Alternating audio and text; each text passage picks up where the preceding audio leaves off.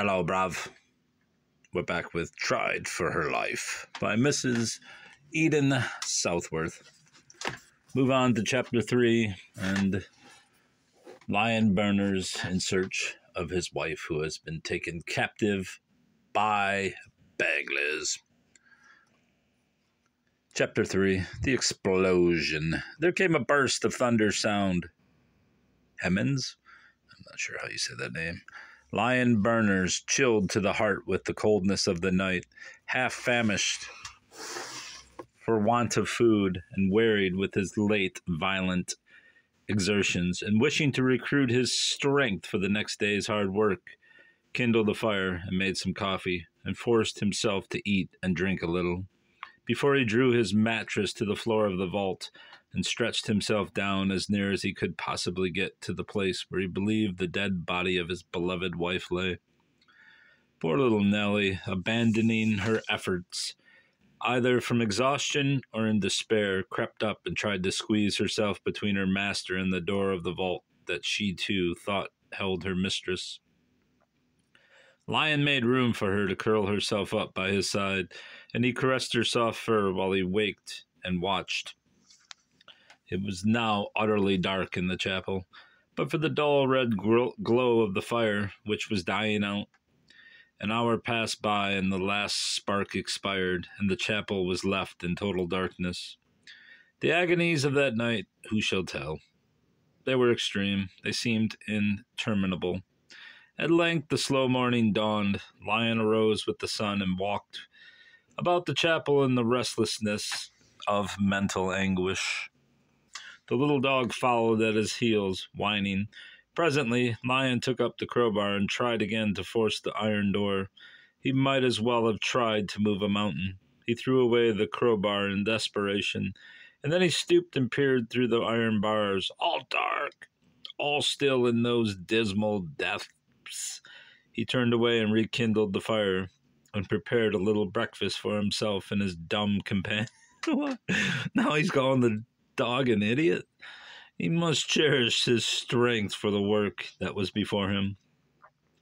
After having eaten the morsel and given his dog food, he signaled to her to lie down at the door of the vault and watch, while he went out towards the thicket to look for Joe, who might now soon be expected. He went through the churchyard and on to the entrance of the thicket path. He even pursued that path until it led him out upon the river road. He looked down the road for miles, but saw no sign of Joe. Then, not wishing longer to leave the spot where the body of his murdered wife was supposed to lie unburied, he went back through thicket and graveyard to the chapel, where at the door of the vault the faithful little Skye Terrier still watched. He entered and threw himself down beside her, theretofore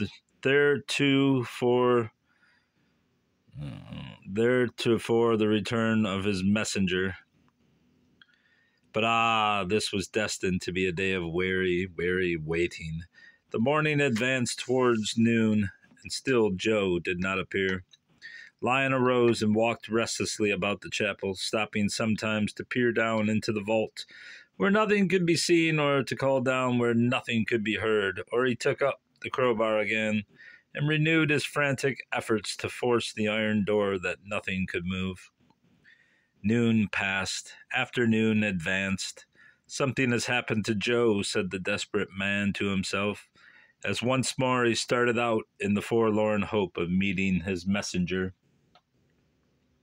Again the weary way was traversed. Again he went through the churchyard and thicket, and came out upon the long river road, and strained his gaze for along its length, but without seeing signs of the Negro's approach. Yes, some accident has befallen Joe.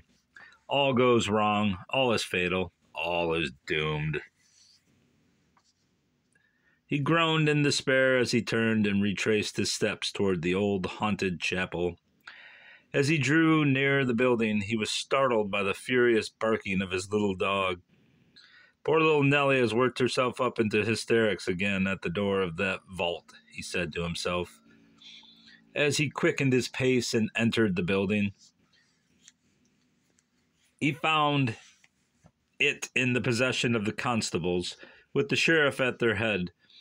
Mr. Benthwick, with an expression on his face oddly made up of triumph and compassion, advanced to meet him, saying, "We are not at fault now, Mr. Berners.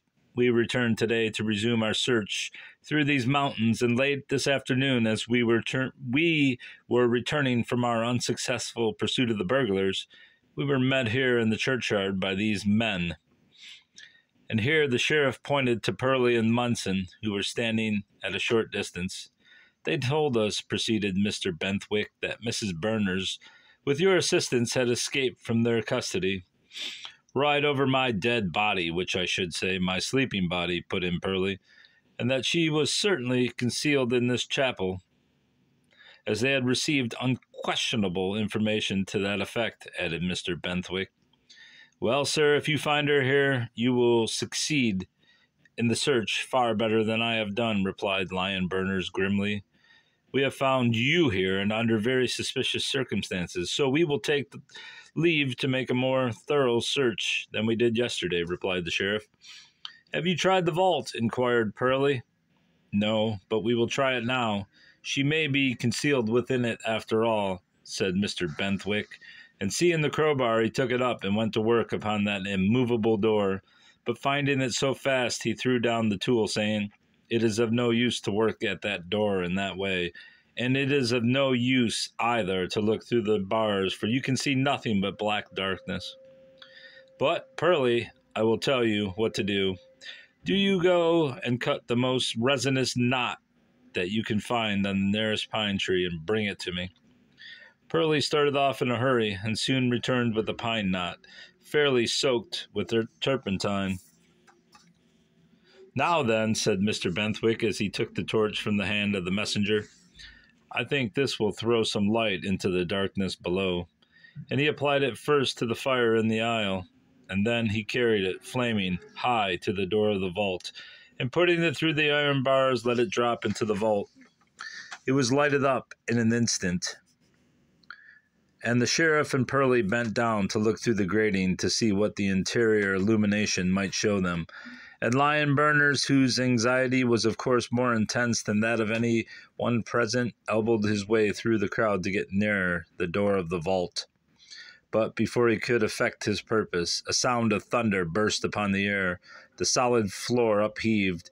The walls of the old haunted chapel fell in a heap of smoking ruins, and all the valley and the mountain tops were lighted up with the flames of destruction. That's interesting. After the explosion, we shall return tomorrow. Goodbye. Goodbye.